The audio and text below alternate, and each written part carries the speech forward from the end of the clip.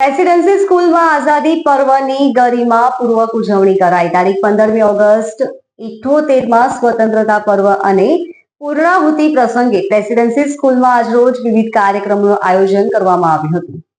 કાર્યક્રમના શુભારંભે ધ્વજ ફરકાવીને પ્રભાત ફેરીનો આરંભ થયો હતો.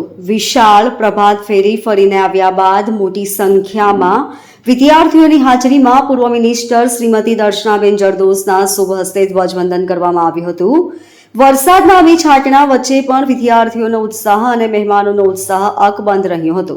આ પ્રસંગે ધ્વજવંદન કાર્યક્રમમાં Shrimati Smitaben Chudawala, Lions Club of Surat પ્રેસિડેન્ટના પ્રમુખ શ્રી કિરીટભાઈ ગજ્જર, ખજાનચી શ્રીમતી નીલમબેન ગજ્જર, સ્નેહી શ્રી પ્રકાશભાઈ ગજ્જર, શાંતિ નિકેતન વિદ્યાવિહારના પૂર્વ આચાર્ય શ્રી હસમુખભાઈ પટેલ ઉપસ્થિત રહ્યા હતા.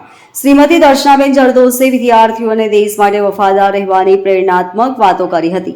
આઝાદીનું જતન કરવાની સંપૂર્ણ જવાબદારી આપણી છે એવી ટકોર પણ કરી હતી. આ બધાની વચ્ચે વિદ્યાર્થીઓ ખૂબ મોટી સંખ્યામાં ઉપસ્થિત રહ્યા હતા. વાલીઓ, ભૂતપૂર્વ વિદ્યાર્થીઓ, પ્રેસિડેન્સી, સિનિયર સિટીઝન્સના વડીલો અને મહેમાનોએ આ કાર્યક્રમની સુંદર પ્રસ્તુતિ માણી હતી. ટ્રસ્ટી વર્ય પ્રાધ્યાપક M.N. કારિયા તથા ટ્રસ્ટી વર્ય હિતેન્દ્રભાઈ ચુડાવાલાએ મહેમાનનું અભિવાદન કર્યું હતું. આમ આઝાદી પર્વ ઉત્સાહભેર ઉજવાયું હતું.